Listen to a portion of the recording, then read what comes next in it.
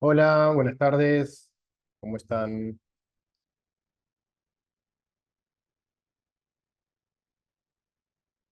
Bueno, un gusto recibirlos en este Open. Mi nombre es Leandro.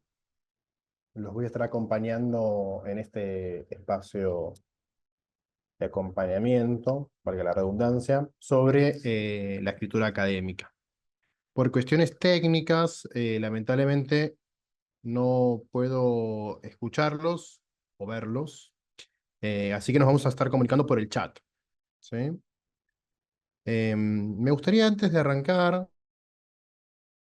que me cuenten un poco de dónde vienen, si están acá en Ciudad de Buenos Aires, si están en otra parte de la Argentina, de América Latina, y un poco cuál es la intención o la búsqueda al anotarse en este Open. Si quieren, tomamos unos minutitos ahí para poder escribirlo en el chat.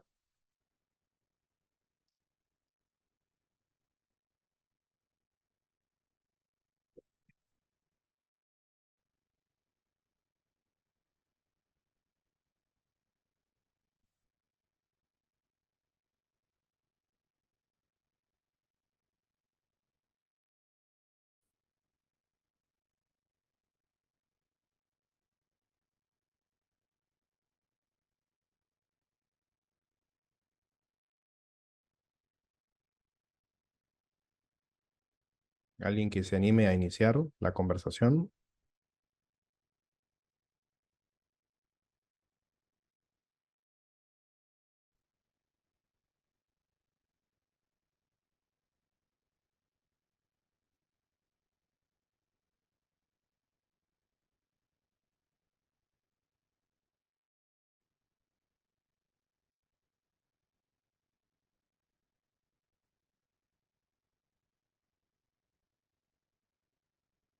Acá Ari nos dice que está en Mendoza.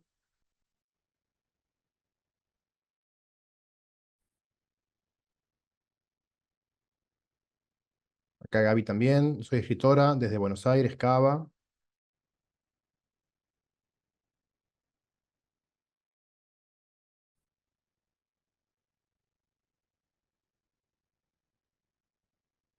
Denis, ¿qué tal? Justo soy diseñador gráfico desde Paraguay. Me escribí para ampliar un poco mi conocimiento. Buenísimo, Denis. Gracias. ¿Alguien más que se anime?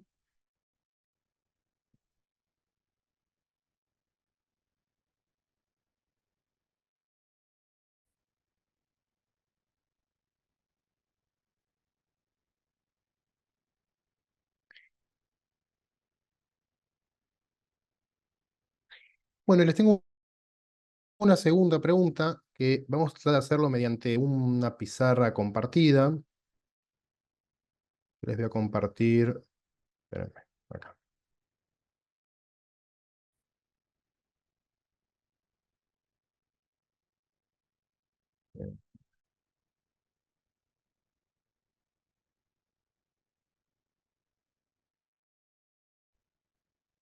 Ahí se va a iniciar una pizarra. La idea es, antes de comenzar como específicamente con el contenido de hoy, que puedan tirar acá, puede ser una nota autoadhesiva o simplemente escribiendo, eso como lo sienta más a gusto, y, y, y ponernos para armar como esta visualización sobre cuál es el sentido o cuál es la búsqueda que tienen para introducirse en la escritura académica, ¿sí? Porque también eso me va a permitir a mí ahondar más en algunos temas y tal vez dejar otros o pasar otros más a un margen en función de sus intereses, ¿sí? ¿Se animan? Yo si quieren arranco, escribo una primera tarjetita para que me conozcan algo más. Mi nombre entonces es Leandro, soy crítico de arte y me gusta la escritura académica para pensar en ensayos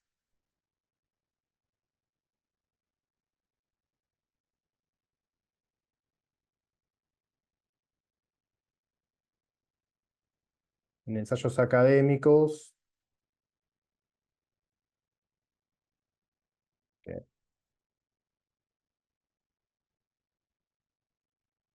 sobre arte y educación. Bueno, ahí está. ¿Eh? Y ahí queda un post-it, un tanto digital, y las invito, quien se anime, a hacer algo parecido.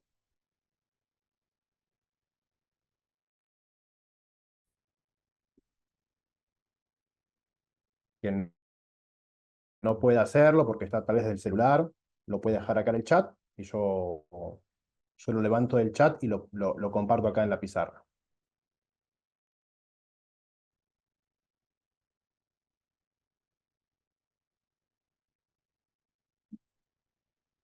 Entonces la idea es su nombre y cuál es la búsqueda o a qué se dedican. Les interesaría profundizar desde la escritura académica.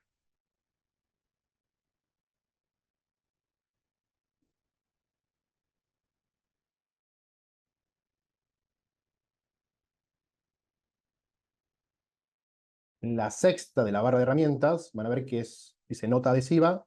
Si hacen clic ahí, les aparece un cuadradito de colores y ahí pueden escribir entonces algo de sus intereses. Pero reitero, quien no pueda hacerlo, me lo escribe acá en el chat y yo lo posteo.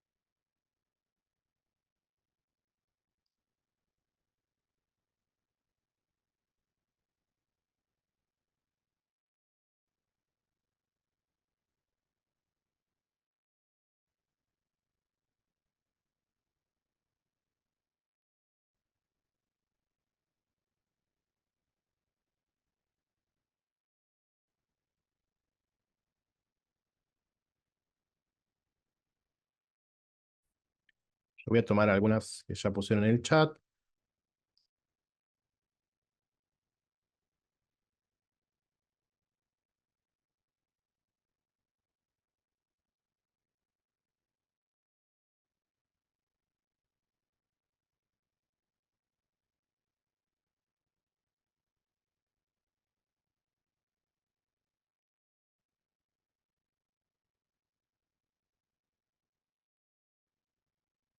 María José acá nos dice que es diseñadora.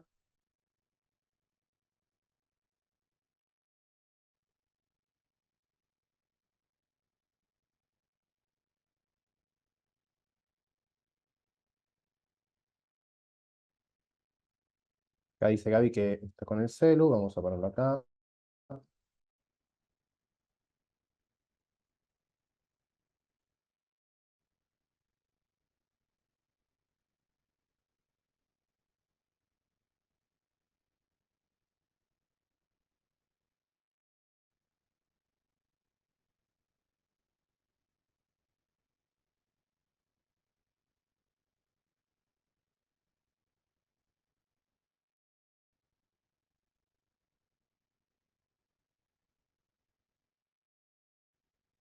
Dice María José que, bueno, que es diseñadora gráfica, que me interesa el tema de la escritura académica porque quiere saber cómo organizar ideas de manera clara y coherente, corregir errores y asegurar que el trabajo sea conciso. Buenísimo, María José, gracias. ¿Alguien más que se anime? Ya tenemos 3. Gaby dice que escribe cuentos y novelas, pero que le interesa explorar otras opciones. Es su primer acercamiento a la escritura académica. Excelente.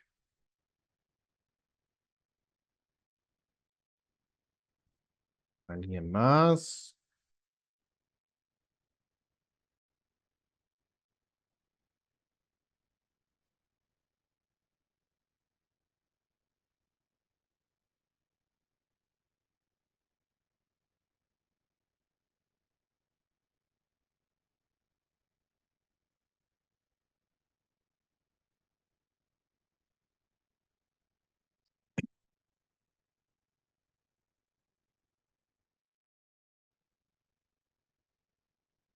Aunque sea una personita más, y ya tenemos aunque sea un panorama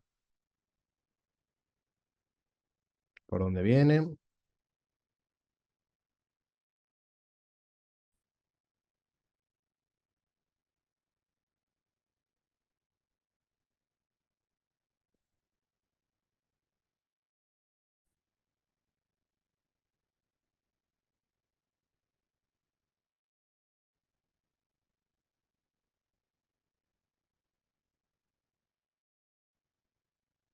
Bueno, nos vamos a quedar entonces con estas tres, más la mía. Yo les cuento un poco. Soy, me especialicé en crítica de arte en la Universidad Nacional de las Artes, acá en la ciudad de Buenos Aires, y también en educación como docente de fotografía. Y un poco fui incursionando en esto de la escritura académica porque, bueno, claramente mi interés tiene que ver un poco con el saber de la educación y el arte, y hay algo que me interesa mucho, que es poder compartir con otros, plasmar con otros experiencias pedagógicas que se llevan en el marco de la escuela, de los diferentes niveles educativos, y cuál es la relación con el arte y el conocimiento. Trabajo en el nivel universitario, acá en la Universidad de Palermo, y también en otros espacios de formación de fotógrafos, tanto de gestión privada como de gestión pública. Acá Natalia me hace la gamba y se suma y dice: Natalia, soy comunicadora, investigo sobre escenas culturales. Mirá qué interesante. Buenísimo. Si alguien tiene algún link para compartir, algo que hayan hecho, que quieran dejarnos acá en el chat, es bienvenido. Después los voy a ir leyendo. Me parece que es lindo estos espacios para poder generar nuevas comunidades de encuentro y de intercambio. Bien. Sin más, entonces ahora sí nos vamos a meter en los contenidos más duros. Déjenme que dejo de proyectar esto y vamos a empezar con la escritura en sí misma. Bueno, si bien hay algo de esto, de este formato que no me permite verles los rostros, los y las invito a que, si hay algo que me quieran preguntar en la presentación o que queden dudas, me pueden escribir por el chat y yo lo recupero de ahí, ¿sí? Bueno, yo les traigo hoy un poco como para poder pensar esto de la escritura académica en uno de los tantos géneros posibles de la escritura, que es la presentación de ponencias. La presentación de ponencias, más que nada, tiene como la finalidad de poder compartir una idea, una experiencia, em, algún adelanto o conclusión de alguna investigación. Se suelen utilizar mucho las ponencias en los avances de investigación o en las presentaciones de investigaciones finalizadas, ¿no? Como podría ser, por ejemplo, una tesis de grado, una tesis de posgrado o investigaciones de mayor alcance. Si bien podemos también trabajarlo desde el ensayo o podemos trabajarlo desde otros géneros propios de la escritura, no vamos a hacer foco en la relación que tiene la ponencia escrita, que después muchas veces estas ponencias escritas tienen su correlato en las ponencias orales o en las presentaciones a congresos.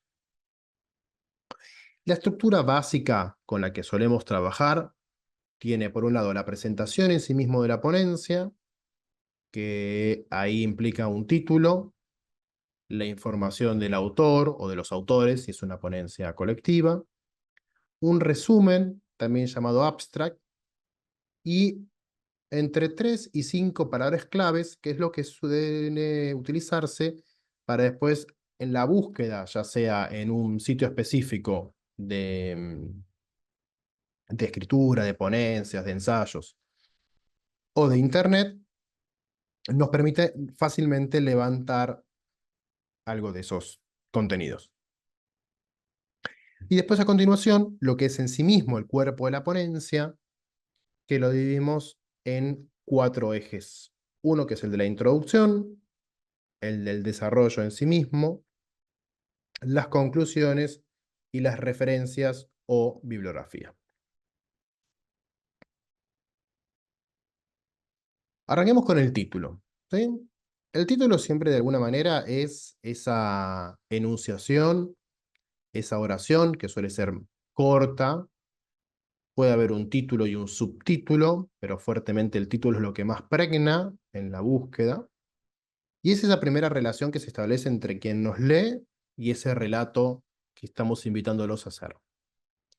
La idea es que sea una manera sencilla de identificar qué es lo que sucede en ese relato, en esa experiencia que estamos contando en la ponencia, y que de alguna manera genere un interrogante, genere una inquietud, una curiosidad para interpelar a ese lector, ¿no? El título, de alguna manera, siempre es el elemento de atracción, el elemento gancho que genera que quien está buscando en un mundo de futuros paper, ensayos o ponencias, ese elemento que establece por dónde va a continuar leyendo. No digo, a veces, muchas veces hay ponencias o escritos súper interesantes, pero que el título tal vez no es lo suficientemente esclarecedor o es demasiado literal y hace que un posible lector ya no nos dedique su tiempo. Después del título, una cosa importante del título, generalmente siempre lo pensamos a posteriori, ¿no? De una vez que está terminado todo ese escrito, que está terminada toda esa ponencia, ahí podemos pensar un título que sea interesante para darle un punto final a la escritura. Bien, ¿de qué se trata ese resumen? Es un texto breve que lo que busca es sintetizar un documento que es mucho más amplio, que es mucho más complejo. En ese resumen tenemos que marcar los puntos más importantes y de alguna manera es la antesala, después del título, para ese interlocutor, para ese lector que tal vez no sabe de tanto sobre la temática y por eso está buscando nuevo material, pero que en ese resumen tiene que darse cuenta de por dónde van a ir, ya sean algunos de los desarrollos de esa investigación, si fuese un paper de investigación o de una experiencia, y también algunas posibilidades de conclusiones finales. En el resumen tenemos que plantear cuál es el problema que motivó entonces esta escritura, cuáles eran los objetivos o los propósitos con el cual se llevó a cabo una experiencia. Cuando hablo de experiencia, ojo, puede ser una experiencia pedagógica, pero también puede ser una experiencia de investigación, puede ser una experiencia de búsqueda de información, eh, de armado de un estado del arte. O sea, ¿por qué estoy haciendo este ejercicio escritural? Y también es importante que en el resumen se contextualice. En el marco de un espacio de formación se desarrolla este documento. ¿En qué ciudad? ¿En qué país? ¿En qué momento? Hay algo acá del resumen que nos permite de alguna manera poder empezar a enriquecer lo que luego va a ser la lectura.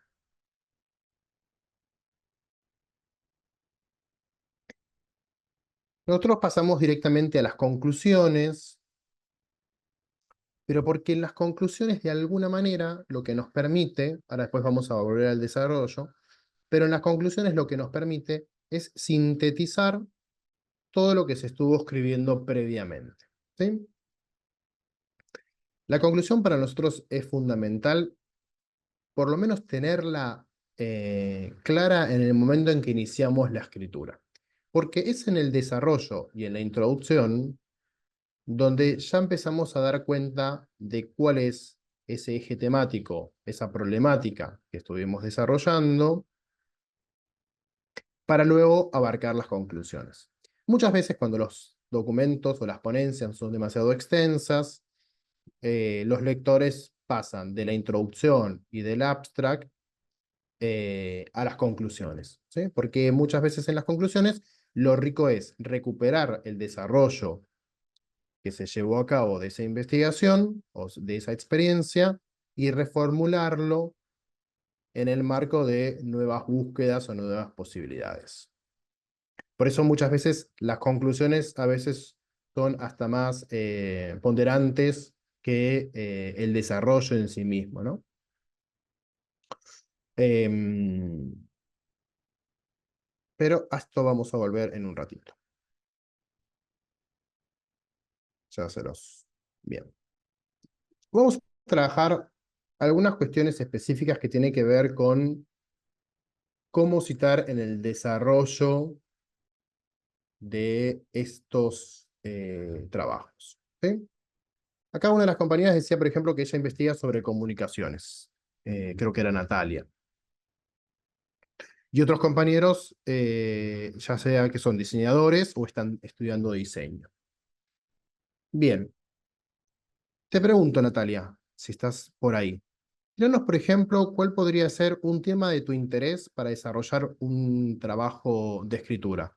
Natalia o Gaby también, que estaba incursionando en esto de la escritura, o Denis. ¿Sí? Compartamos acá en el chat entonces un posible trabajo de su interés para escribir.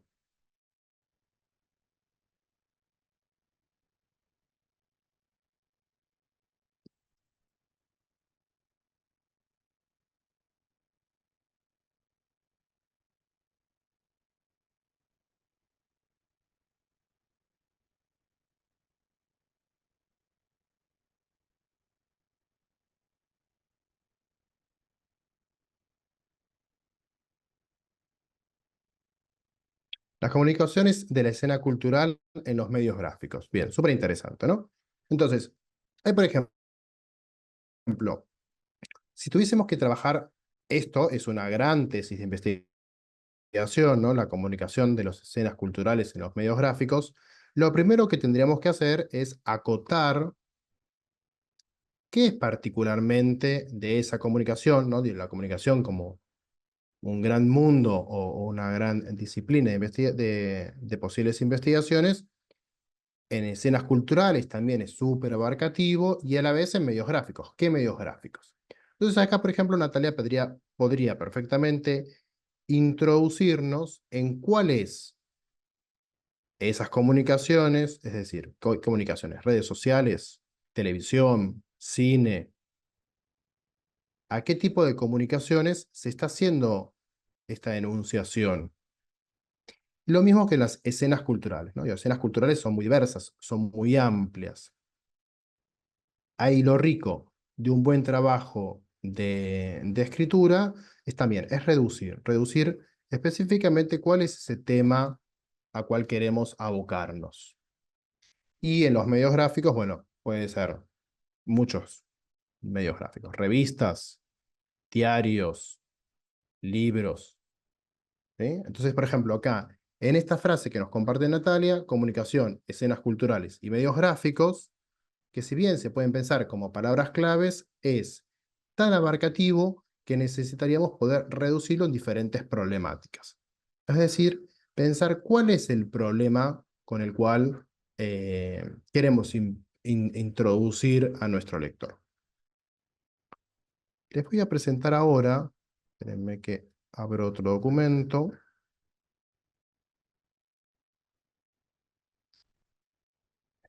es este.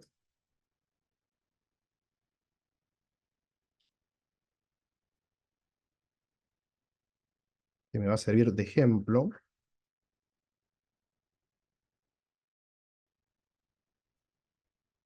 lo que llamamos narrativas.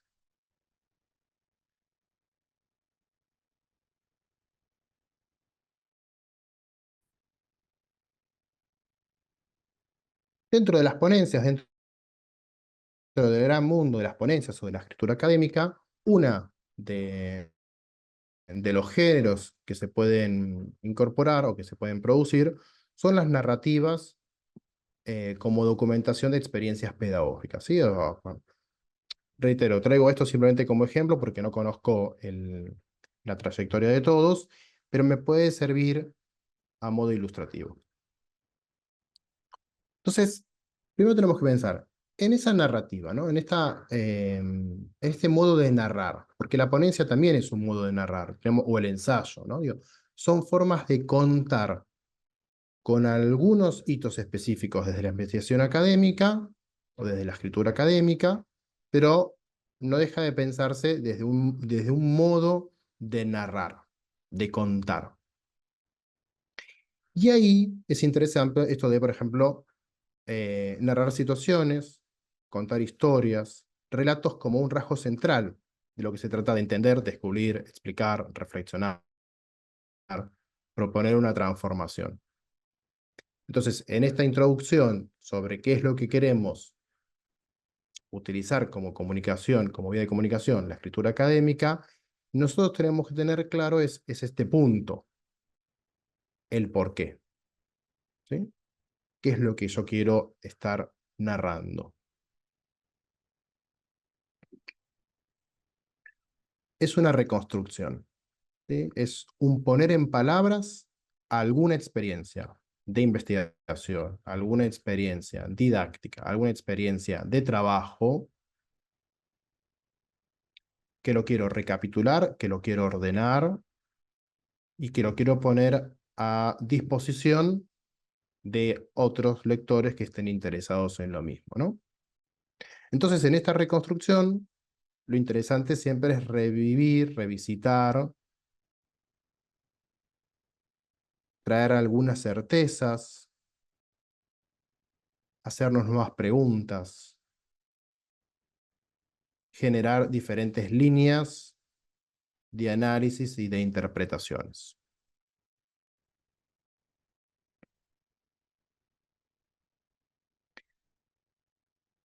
Poner el foco en estas narrativas como posibilidades de escritura, tenemos que hacer énfasis en cuáles son los acontecimientos, de dónde es que se origina entonces esta investigación, cuál es la búsqueda, cuál es la pregunta que se inicia a partir de esto, quiénes son los personajes. Con los personajes me refiero a cuál es el grado de relación, desde, si lo pensamos, ¿no? Desde las ciencias humanas, con el cual estamos trabajando estos acontecimientos, y el contexto, que en nuestro caso es el escenario. ¿En qué contexto se está llevando a cabo, o se llevó a cabo, si lo estamos pensando en tiempo pasado, esta, esta experiencia, esta investigación?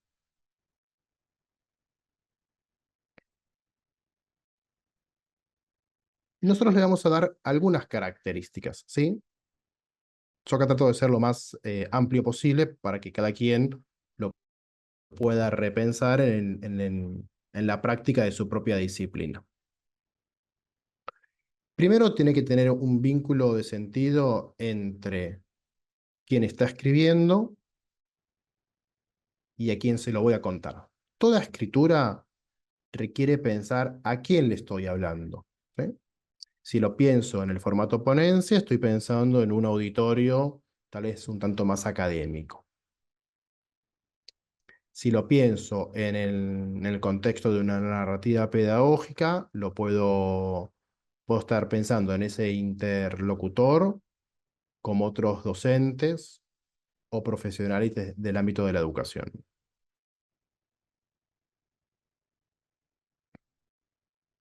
Por otro lado, tener claro, y ahí me sirve un poco el ejemplo que traía Natalia, que es el investigador, que son ustedes de alguna manera, quien escribe, toma la lapicera desde el lugar de la investigación, accedemos solamente a un fragmento, a un recorte.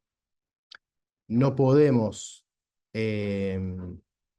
escribir en un ensayo una gran cantidad de información. Cada uno de esos ensayos siempre requiere hacer un recorte. Primero porque el todo es inabarcable y porque además también es interesante cómo esa investigación se profundiza en algunos aspectos y a la vez permite, abre puertas, abre interrogantes a seguir pensando en otros aspectos posibles. Por otra parte, lo suponemos, o si se quiere pensar como una metáfora de que es una fotografía, ¿sí? Es un momento preciso, es una escena concreta, es un recorte de una investigación tal vez más amplia. Y por último, también, para quienes trabajamos desde el campo de las humanidades, pensarlo desde una etnografía, ¿no? El estudio de casos también es una posibilidad. Pero sin dejar de tener en cuenta que el acceso a esa investigación es desde nuestra propia perspectiva. Y esto lo que implica es tener claro que tenemos una procedencia específica, ya sea como ciudadanos de una ciudad, como ciudadanos de un país, de un hemisferio, con una procedencia académica particular, con ciertos conocimientos disciplinares, y ese recorte tiene que ser claro, tanto en el momento de la escritura como en el momento de la lectura. Es decir, quien me lee tiene que saber desde qué lugar yo estoy armando mi narrativa.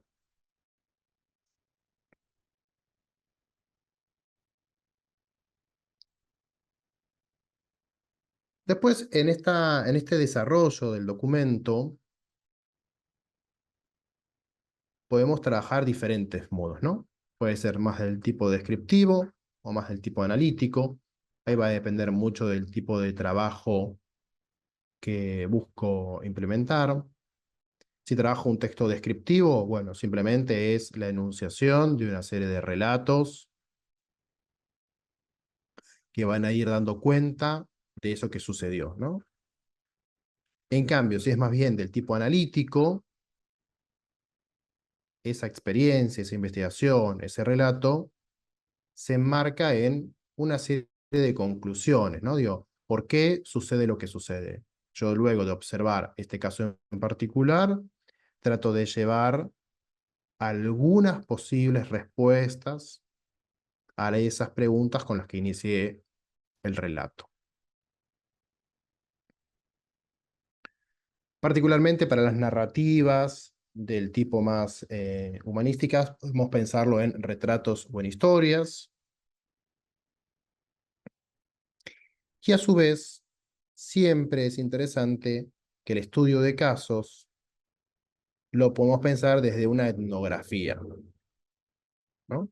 De una etnografía quiere decir el estudio particular, específico, de un caso concreto, que puede ser de una serie de personas, de una serie de sucesos, pero siempre anclado en un contexto y en un tiempo. Y eso también tiene que estar claro, tanto en la introducción como en el desarrollo del documento. ¿Estamos yendo bien o estoy yendo muy rápido? Por favor, me van diciendo, ¿eh? Bien, ¿cómo es un poco este proceso en el desarrollo, que puede ser de esta narrativa o de esta ponencia? Primero, la enunciación de contar. Luego, hacer el esfuerzo de interpretar, de entender cuál es el sentido de esa experiencia, de esa narrativa, de esa investigación. Es decir, el por qué. El primer punto sería el qué, el segundo punto sería el por qué. ¿Por qué lo estoy haciendo? ¿Qué es lo que estoy esperando llegar luego de este trabajo escritural? Después podemos llegar a lo que se llama como explicar, meditar sobre el sentido de lo que se encontró, reflexionar, propiamente dicho. Y por último, pensar que ese documento, que ese texto, tiene la potencialidad de transformar, ya sea la propia experiencia de quien escribe, es decir, hacer el ejercicio de reflexionar sobre aquello sobre lo cual estoy conversando, pero también la posibilidad de transformar a mi interlocutor, ¿no? A quien me esté leyendo. Entonces no pensemos los escritos como un papel que solamente describe una escena o un acontecimiento o una narrativa, sino lo podemos pensar como una herramienta de cambio.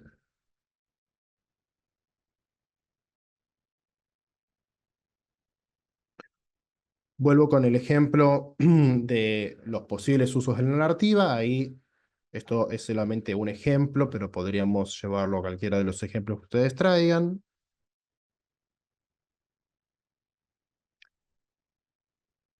En relación a la formación y la enseñanza del docente, como medio para reflexionar sobre la propia práctica, ¿no? Si estoy escribiendo en función de mi propia experiencia,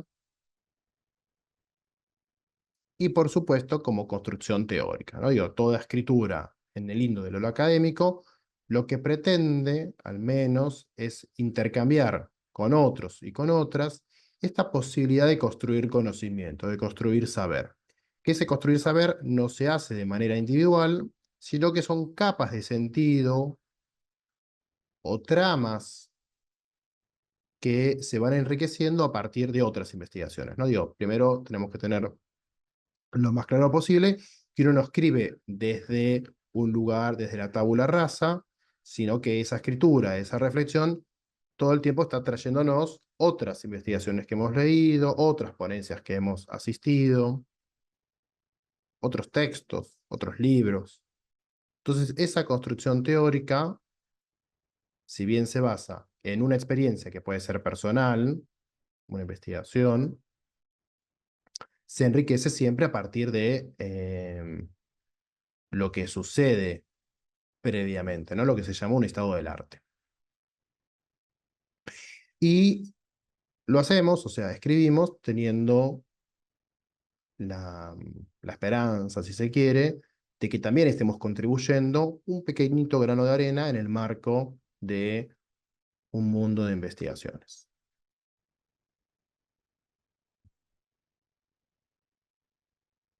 Para eso entonces pensamos en cuáles son esos requerimientos en el desarrollo. Eh, Primero, poder estar en comunicación con otros y con otras, lo que se puede llevar como el mundo académico, que nos enriquezca. Si podemos participar de colectivos o de espacios de estudio universitarios o profesionales, eso siempre va a enriquecer la mirada que tenemos sobre aquello que estamos escribiendo.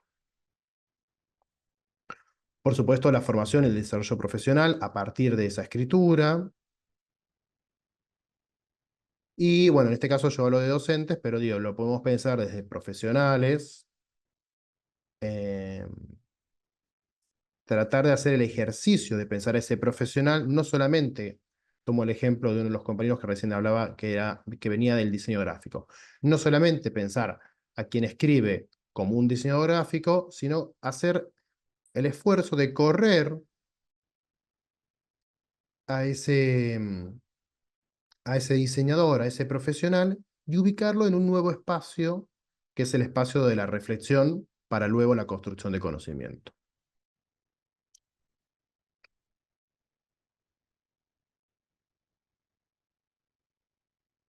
Y acá les traigo algunas posibles preguntas, ¿no?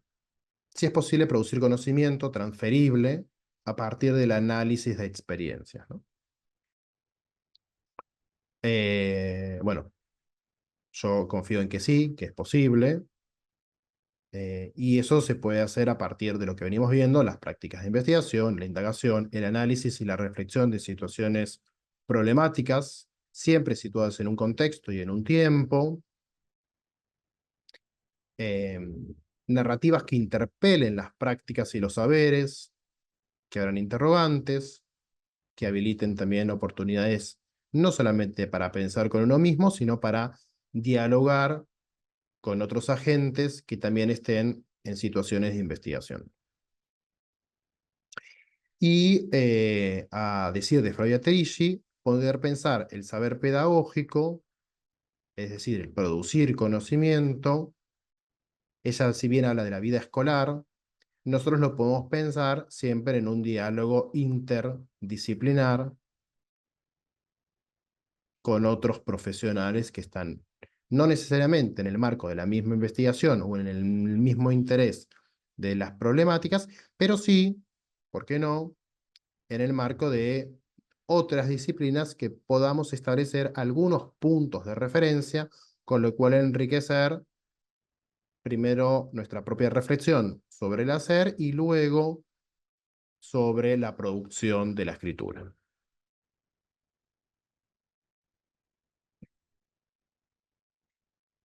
Y acá, pensando en el ejercicio de introducirnos en la escritura, siempre es interesante pensar algunas preguntas previas. ¿Por qué narro esta experiencia? ¿No? Algo que ya habíamos conversado antes, digo, ¿por qué me tomo la molestia y el tiempo de producir este desarrollo de escritura? Eso para mí siempre es como la piedra fundamental. ¿Cuáles son las preguntas o esas inquietudes que plantea esta situación de escritura, esta situación de análisis, de reflexión, que es lo que después nosotros llamamos los objetivos y el propósito?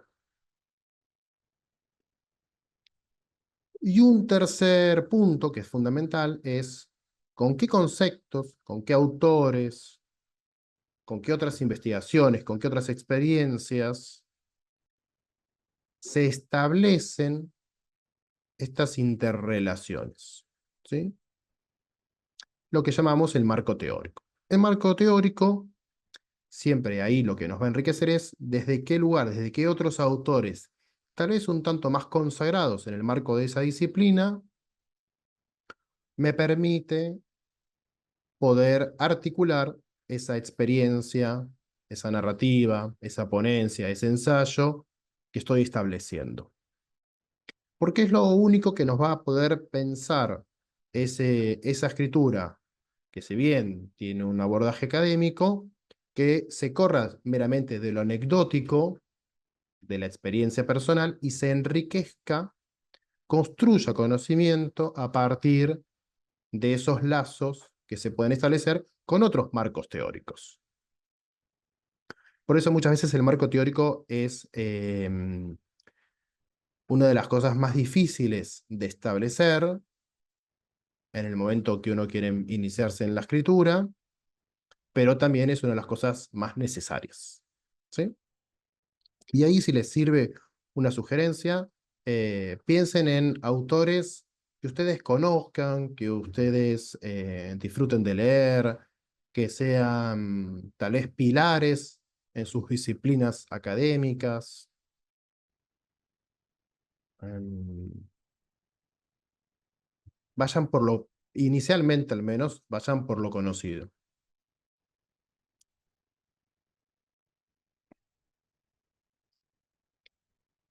Y si nos metemos un poquito más ya en el desarrollo, yo acá les traigo 6 ítems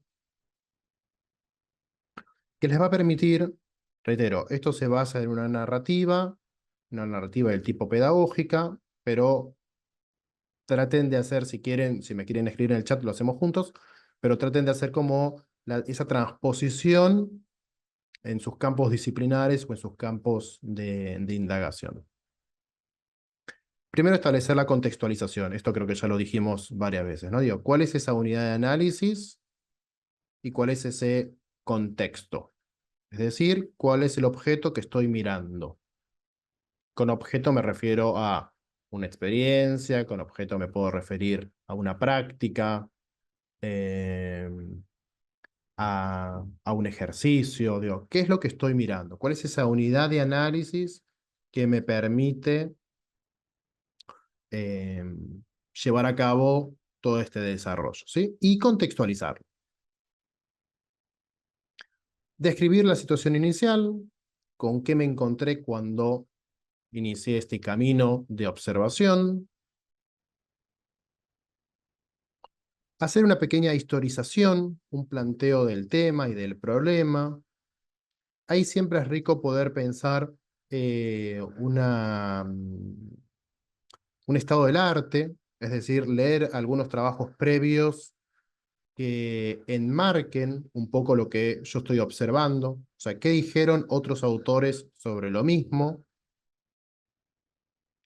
Ahí siempre es muy rico porque me permite establecer algunos puntos de diferencia, de comparación, tal vez en los que no estemos de acuerdo, pero bueno, es un punto de partida para después llevarlo a cabo en el desarrollo y en las conclusiones.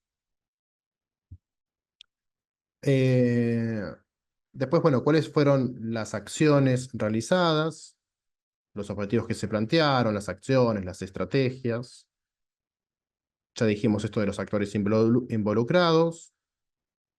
¿Cuáles fueron las herramientas utilizadas y los recursos? Y ahí estamos hablando específicamente de herramientas de investigación. Ahí no es un poco el objetivo del encuentro, pero sí poder pensar cuáles son las metodologías con el cual estuve trabajando, ¿no? La entrevista, la observación participante, el trabajo de campo, eh, la recuperación de documentación. Bueno, ¿desde qué lugar yo me paré para poder hacer este proceso de observación, indagación? Uno de los últimos, y que siempre es rico y es muy valorado por el lector, fue cuáles fueron los obstáculos y las fortalezas que fueron atravesándose en este campo de observación. Y por último, las conclusiones, que son los resultados y los procesos que se observaron.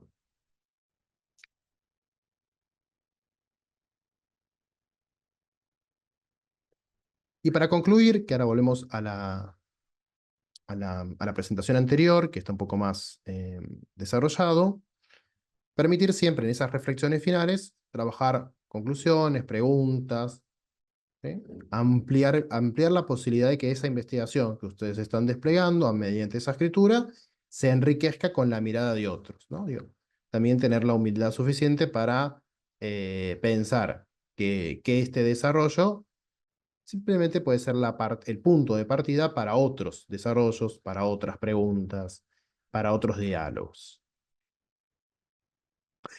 Y tratar, en la medida de lo posible, de responder al menos algunas de esas preguntas que problematizaron el inicio del objeto que estoy mirando, ¿no? Hacer el ejercicio de recuperar lo que estaba en la introducción, desde donde partí hasta donde llegué.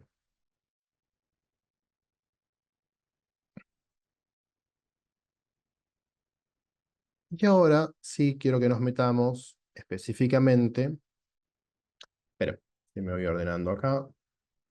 Entonces, lo que establecimos recién, a partir de un ejemplo particular, que son las narrativas pedagógicas o las narrativas docentes, pudimos establecer cómo desarrollar,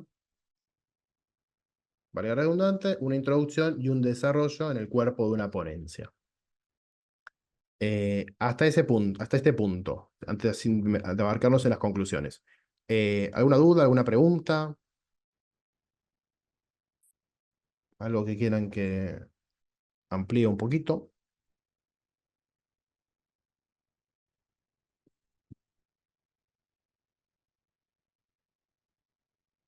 Bueno, si se les ocurre en la medida en que sigo hablando, me lo pueden dejar acá en el chat.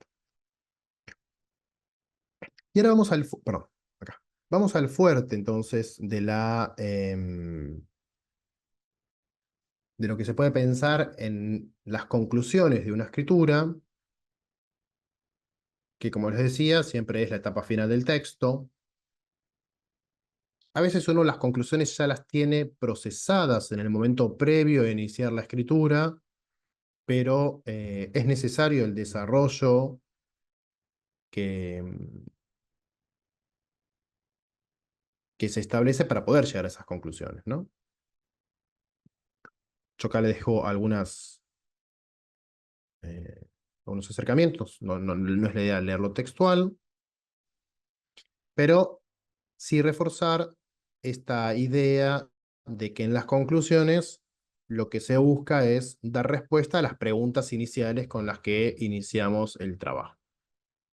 Eso no quiere decir que esas respuestas sean respuestas completamente cerradas, ¿no?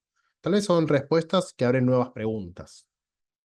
Y ahí también se vuelve muy rico el desarrollo de esa narrativa.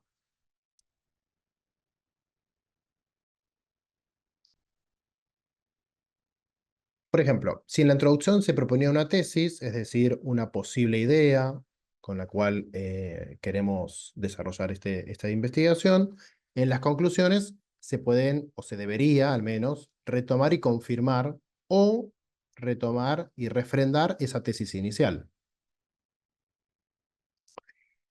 Eh, Ser siempre lo más generoso con quien nos lee y facilitarles de alguna manera que vuelvan a tener presente con cuál fue el tema, cuáles fueron los objetivos con los que se inició esa investigación, esa narrativa, y si en la conclusión se pudieron verificar, se cumplieron, si esa pregunta con la que se inició, ¿no? El para qué, si se puede llegar a algo, algún puerto en esa conclusión o no.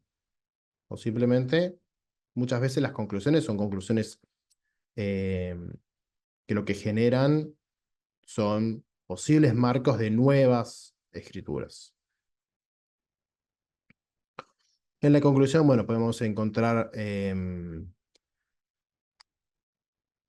exponer cosas que no fueron posibles en el desarrollo de esa experiencia, de esa narrativa, de esa investigación, y siempre argumentar el por qué, ¿no?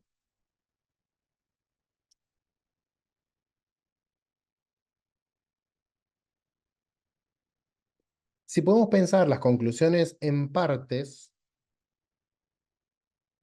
se puede pensar una síntesis que inicia al lector, o sea, que nos está leyendo, sobre qué es lo que se ha desarrollado. Sintetizar las ideas más fuertes, ¿no? A partir del tema y de la pregunta inicial.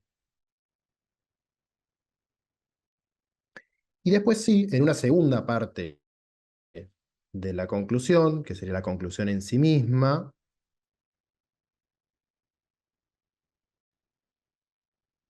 pensar nuevas propuestas.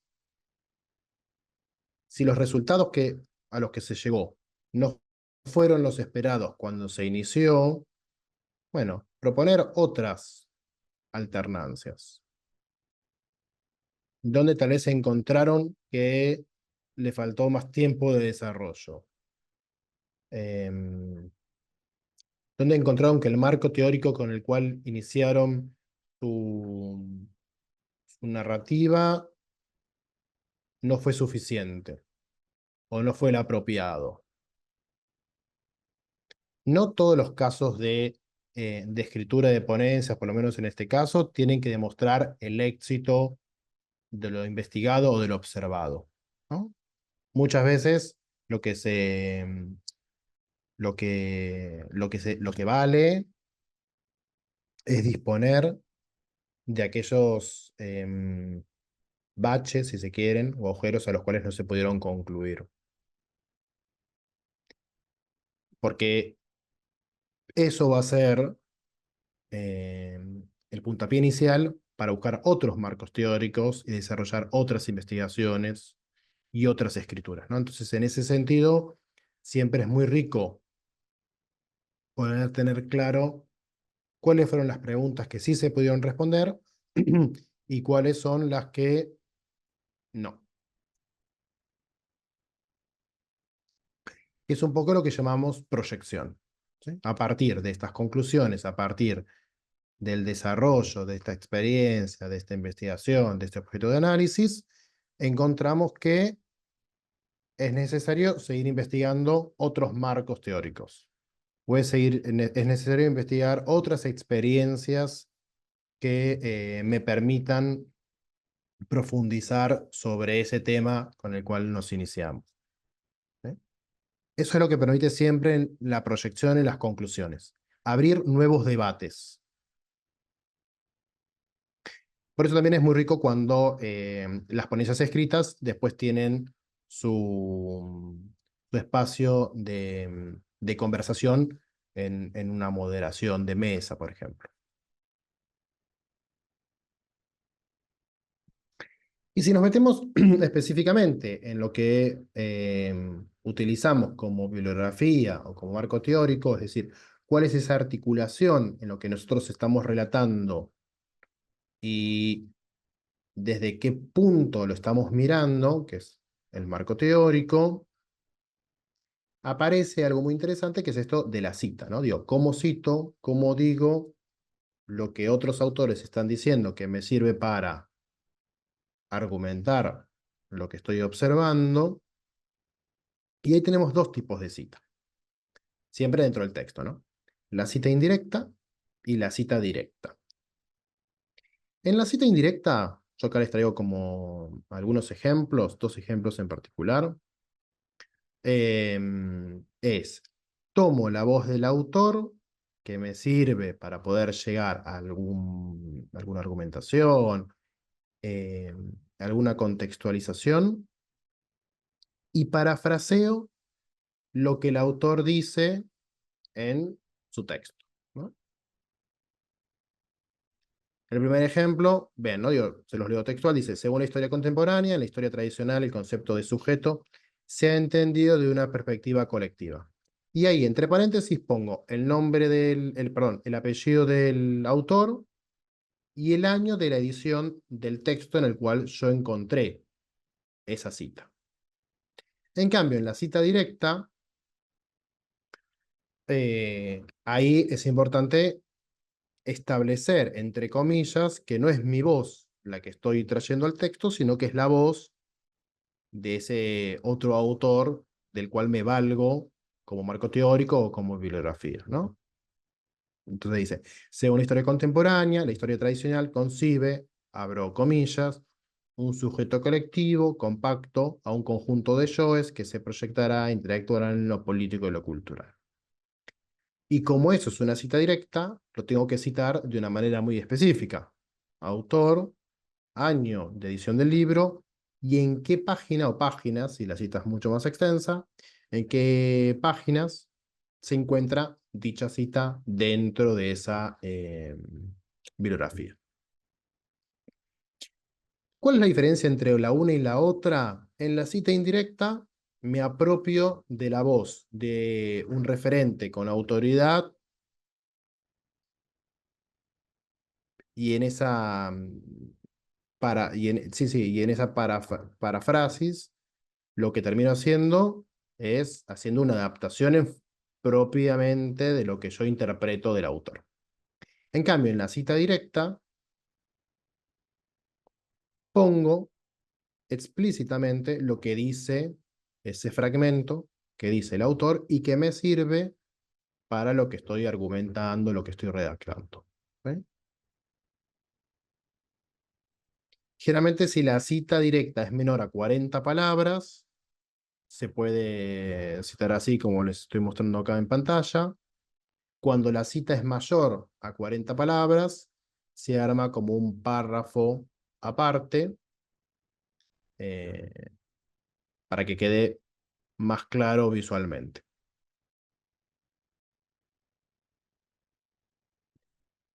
Pero muchas veces leemos un texto o armamos un texto, escribimos, y no sabemos muy bien cuál es la función de la cita. Para nosotros, las citas o las referencias bibliográficas eh, nos, tienen que cumplen la función de validar aquello que estoy diciendo. O sea, yo estoy diciendo esto porque hay alguien que me valida a partir de unas lecturas, unas investigaciones previas a lo que estoy haciendo. Por eso es tan importante, como les decía hace un ratito, tener claro en el momento de la escritura el marco teórico desde el cual estoy hablando y la bibliografía con la cual yo voy a entretejer mi texto. construye una autoridad, pensémoslo así. La función de la cita es construir autoridad. No solamente la autoridad de aquel autor que traigo a mi escrito, sino mi propia autoridad, ¿no? De alguna manera, es decir, yo lo que estoy diciendo va en la línea de lo que dijeron otros autores. Generalmente esos otros autores que elegimos son autores que de alguna manera son referencia en el marco disciplinar con el cual nos manejamos. También nos permiten ilustrar un punto de vista, ¿sí? Eso siempre es interesante, a veces funcionan como comparativos. Es decir, un autor dijo esto, otro autor dijo tal vez una argumentación opuesta, y yo lo que vengo a traer es una tercera posición.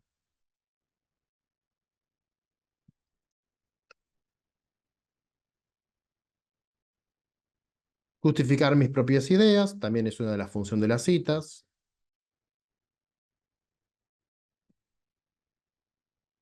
Yo ahí en rojo no sé si van viendo, pero les estoy poniendo como ejemplos, ¿no?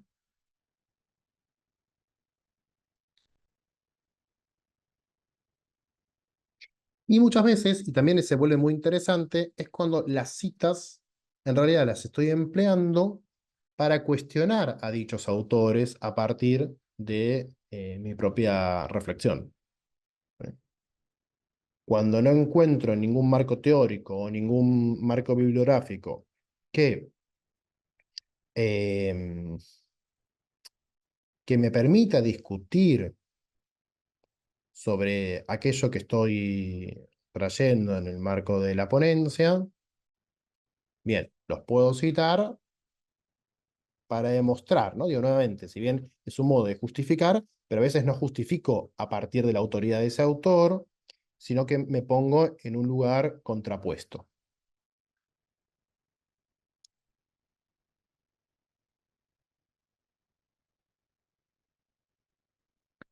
Y por último, tenemos que pensar en cómo se citan después estos textos, ¿sí?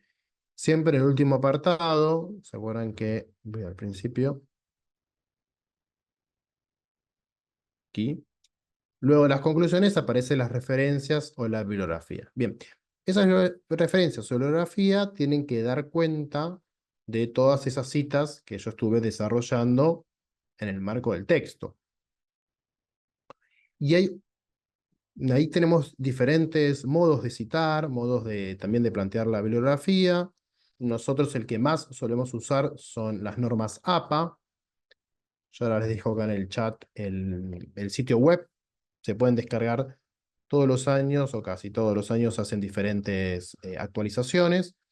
Y también tienen un espacio donde uno, si tiene alguna duda, puede buscar, bueno, cómo cito un libro, cómo cito un sitio web, cómo cito una conferencia que encuentro en un espacio audiovisual, ¿sí? O sea, toda referencia que yo puedo tomar, no necesariamente solamente un libro, tengo que poder citarlo de una manera clara para que el lector pueda encontrar esa referencia a la cual estoy aludiendo, ¿sí? Entonces, algunas cuestiones realmente a veces se vuelve medio confuso al principio. Yo les traigo acá algunos ejemplos. Lo más común es poner el apellido del autor, solamente el apellido, no hace falta el nombre, con la sigla, perdón, con la inicial está bien. Entre paréntesis, el año en que se editó ese texto, el nombre de, si fuese el capítulo, si es un paper del paper, si es otra ponencia, otra ponencia. Si es un libro, bueno, sí, el nombre del libro entero. Y a continuación, ¿dónde lo encuentro? ¿No? A veces se pone capítulo 1 en, y ahí se cita el libro en que se encuentra. Generalmente ese en suele ser en letra cursiva. Sí, en itálica, no cursiva, itálica. ¿no? Por ejemplo, veamos el primero. Dice Cabero J. y Llorente MC, 2007. La interacción en el aprendizaje en red, uso de herramientas, elementos y de análisis y posibilidades educativas. A continuación, o sea, se pone en qué documento se encuentra. Acá es la Revista Iberoamericana de Educación a Distancia. Esto me da a entender que la interacción en el aprendizaje en red es un artículo en el marco de una revista que trata sobre educación a distancia. Luego se pone el número de la revista, ¿sí? Número 1, volumen 1, etcétera, y las páginas, ¿sí? 97-123.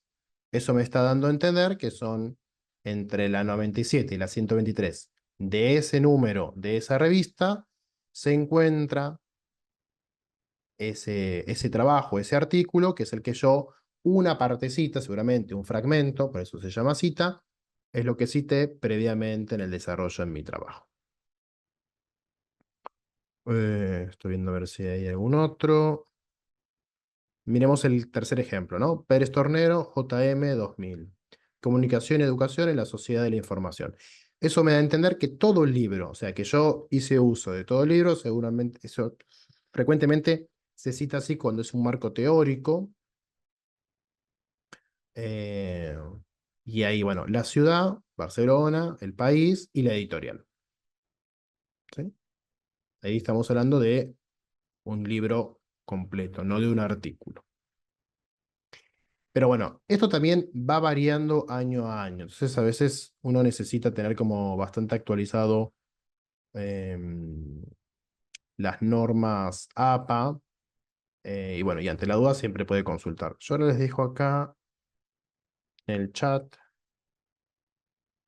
Ahora se los pongo en el chat para que lo tengan a mano. ¿Bien? Bueno, y acá la bibliografía de esta presentación.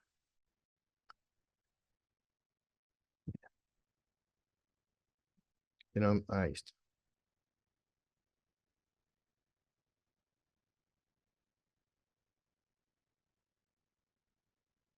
Bien, ahí en el chat les puse el link directo a cómo se citan diferentes textos de manera académica según normas APA. Hay otro tipo de normas, pero bueno, las que más utilizamos, por lo menos en la universidad, son las normas APA. Bien, un poco hasta acá es la presentación que tenía pensada, es introductoria, claramente. Díganme dudas, preguntas, algo en lo que quieran que profundicemos.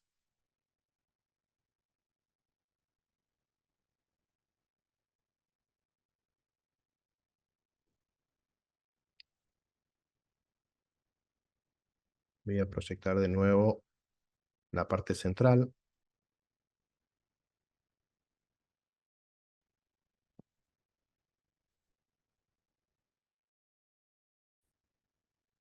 sobre la estructura del relato. Si hay algo en particular de esto que les haya quedado. Acá un poco la recomendación que les hago es antes de meternos específicamente en la escritura, que seguramente lo habrán hecho, pero bueno, es interesante volver a leer trabajos de otros autores y tratar de encontrar estos segmentos, ¿no? Digo, cómo titula, cómo hace. Cuando hablamos de información del autor, no solamente es el nombre, sino también un breve currículum, cómo arma el resumen, cuáles son las palabras clave. O sea, tomarse el tiempo antes de iniciarnos en la escritura es cómo lo han hecho otros. Acá en la Universidad de Palermo hay una sección que ahora se las busco también en internet y se las paso, que son diferentes publicaciones de investigadores que trabajan a partir del género de ensayo, que tiene, claramente, tiene esta estructura, y que les van a servir mucho. Esperen que les abro alguno para que veamos juntos. Mientras acá hay alguien que hace unas preguntitas. Estoy en el Zoom porque me interesa, porque estoy haciendo una tesis. Buenísimo, María José, genial. ¿Querés contarnos de qué va tu tesis? ¿Alguna pregunta en particular que te pueda acompañar? Mientras yo busco lo que les comentaba.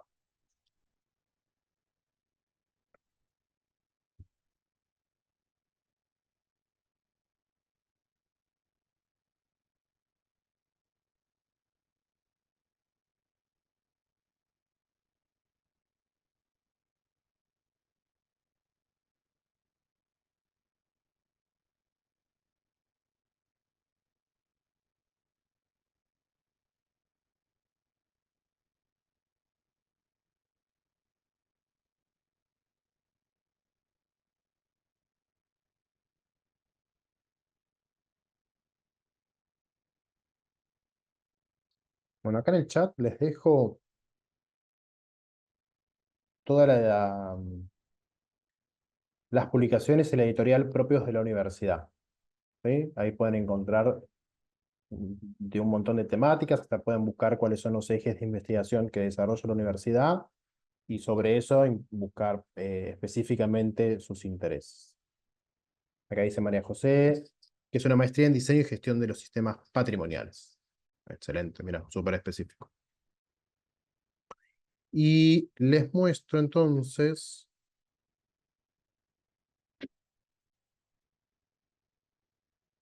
a modo de ejemplo,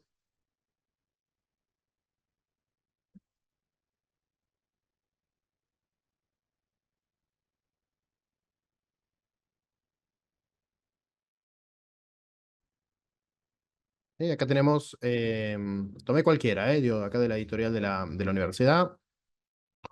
Título, arquetipos y estereotipos en el discurso político, publicitario y educativo del diseño. Los nombres, en este caso, bueno, el nombre, perdón, nombre y apellido de la autora. ¿Sí? Abajo encontramos la procedencia, ¿no? De alguna manera un currículum muy breve, académico, específicamente a lo que atañe a, a esta investigación, ¿no? Dice mexicana, catedrática de la Universidad Nacional Autónoma de México, bueno, a qué asociaciones pertenece, un poco como cuál es su trayectoria en escritura, etcétera. Después tenemos el resumen, ¿sí? Que es un resumen, como verán, no de más de 2 párrafitos, y las palabras clave, ¿no? Entonces yo sé que si lo buscase este trabajo en algún repositorio de investigación, me sirve encontrar que el arquetipo, estereotipo, diseño, que es la disciplina sobre la cual ella trabaja, la propaganda y la publicidad, particularmente los dos géneros sobre los cuales ella investiga, y en el marco de lo educativo, ¿no? Y algo ahí de lo interdisciplinar. Después, bueno, el texto es muy largo, no es la intención leerlo ahora, pero acá tenemos una introducción sobre su investigación, ¿sí? Miren, acá tenemos un ejemplo de cita.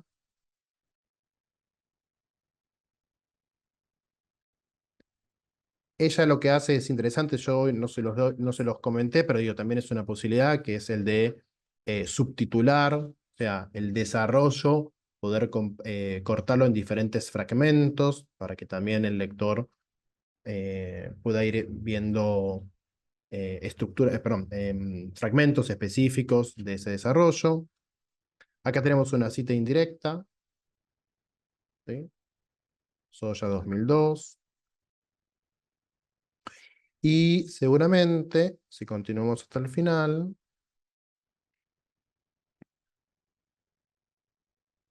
espérenme.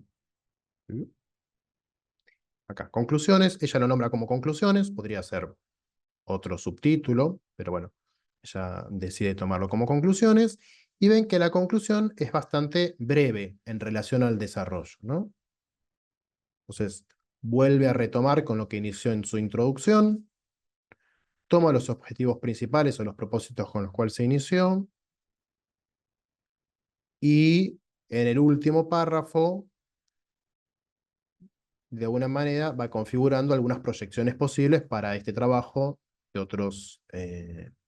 y otras conversaciones interdisciplinares con otros investigadores. Y en las referencias, ¿sí? Acá tenemos, bueno, claramente cada una de las referencias que ya fue citando en el texto.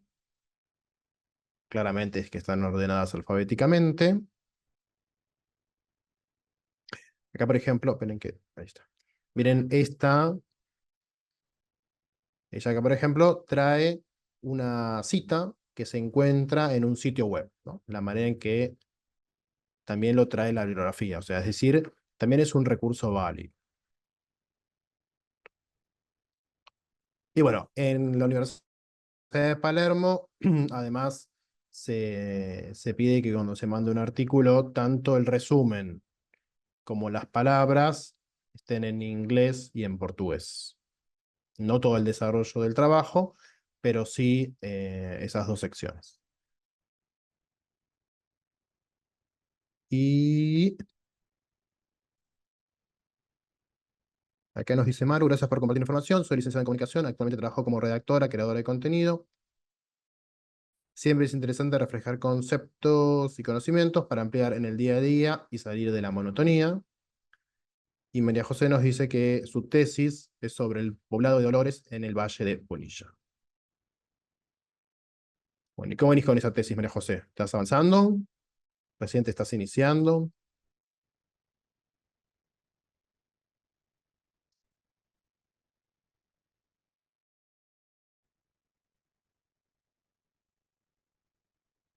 Estoy empezando a escribirla. Bueno, excelente. Muy bien. Cuando tengas algo avanzada, tenés armada la estructura, eso es fundamental, está buenísimo. Muchas veces, incluso, no sé en tu caso, María José, pero muchas veces en los proyectos de tesis se solicita ya una estructura más o menos fijada, ¿no? O un índice posible, que eso después se puede modificar en el proceso de la escritura, pero bueno, siempre tener estructurada la tesis está buenísimo. Y tengo bastante avanzada. Bueno, excelente. Pero escribir no es mi fuerte. Bueno, ahí siempre lo que les conviene, sobre todo cuando nos encontramos con la hoja en blanco, es empezar a escribir sin tener tanta rigurosidad en el que estoy escribiendo. Para eso después hay otras instancias, ¿no? En el momento de revisar la escritura, revisar la puntuación, pensar el modo de citar. Tal vez al principio simplemente es un modo medio, si se quiere, hasta catártico de escribir las ideas. Puede ser en un cuaderno, después pasarlo a la compu, puede ser directamente en la compu. Como que ahí date vos rienda suelta a iniciar la escritura y después en un segundo, tercer o hasta cuarto momento de reelaboración, eh, te pones como a ordenar. Bueno, estas ideas se entienden, entonces la estructura tal vez más en párrafos. Siempre les conviene que sean frases más bien cortas, con cortas me refiero, no sé, no más de 3 4 renglones, eh, párrafos estructurados por ideas, ¿no? Que cada párrafo sea clara cuál es la idea, y cuando cambio a la siguiente, arrancar un nuevo párrafo.